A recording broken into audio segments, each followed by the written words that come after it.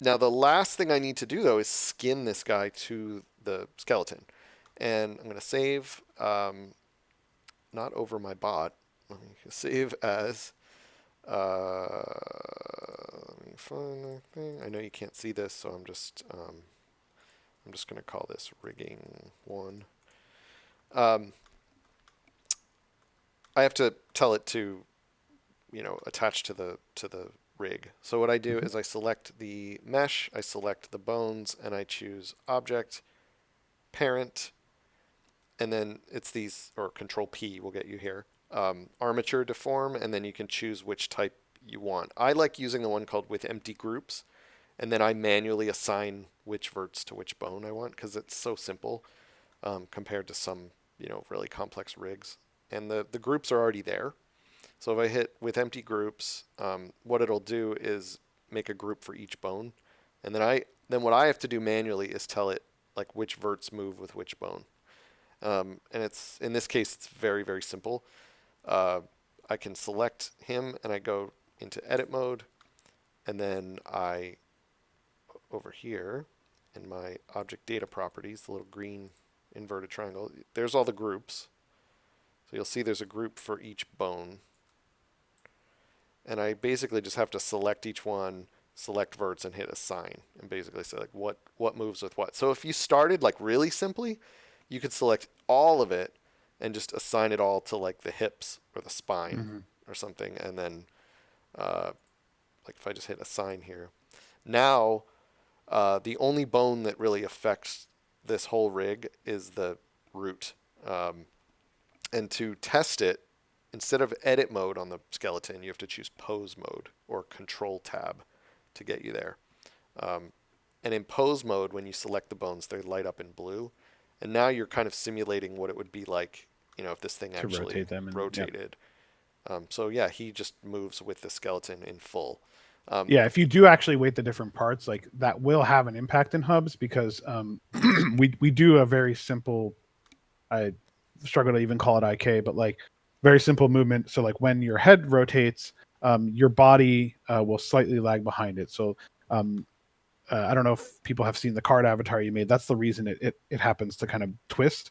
Um, is because I'll do the it with this guy because it's really yeah, yeah, yeah. simple. So right now Okay, great. everything's assigned to hips, and that's fine. Except I do want to do the eyes in a minute, but I'm gonna hit Control Tab again to get out of this mode, get to object mode. Then go into edit mode on this guy.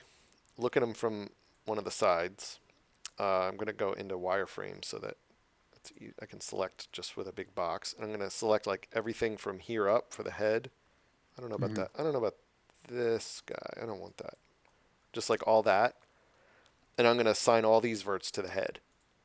So first I'm going to remove them from hips and then go to head and hit assign. And now when I go back to the skeleton and go to pose mode and select like the neck bone here and I rotate it like on the x-axis, look, he's actually skinned. Hmm. Not well, but Yeah, I mean good this enough. is itself kind of like an art, and so you can spend a lot of time doing this. Well, because rather than skinning 100% to one bone, you tend to like feather Like the weights and all that. gradual, yeah. And But you could if you want to get into all that, obviously you can learn more about Blender or whatever app you're using, and they have weight paint mode where you can yeah, see the influence of each bone and all that stuff. oh wow, that's cool. Yeah, it's pretty awesome. And you can just like paintbrush it and stuff, which is kind of how I did the card, which I'll show later. I Hmm. just used like a gradient, did it in one shot. So that's cool.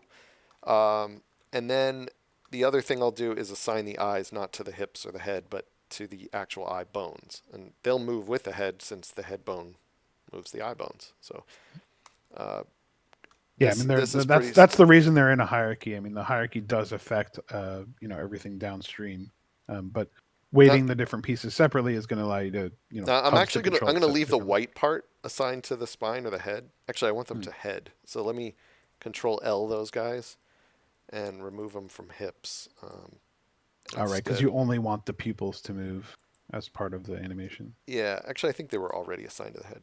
But I'm gonna select the one pupil, and this is his right eye. So I'm gonna select. Let's remove it from head, and assign it to right eye. And by the way, when you assign, it's based on this weight underneath. This is a slider. So it's 100% or 1 all the way to that bone. And that's how you do gradual. You can like, Yeah, and you can set have it. multiple Mm-hmm. weights like on a single vertex. Let's I remove forget how that one many you from can there. have in hubs. I think maybe 4 per vertex or something like that Something like that. Yeah, 4, I think is the default. for influences. Yeah. GLTF will allow that. Left eye will assign to that. And so now, actually, if I were to go to like animation mode, and this is a big mess, let's just go back to here. I'm just going to add a timeline window down here so I can hit play. Um, you'll actually see this animation play on the bones. And the reason the eyes aren't moving with them is because I'm in edit mode. If I get out of edit mode, now you'll see the pupils like move around. That flicker you Hmm. see every once in a while was my weird attempt at like doing blinking by just pulling the Right. bones back into the eye so you can't see them. If I turn off the bones for a sec, like now you'll see what it'll kind of look like. That's not bad. I think that'll get the Yeah. job done.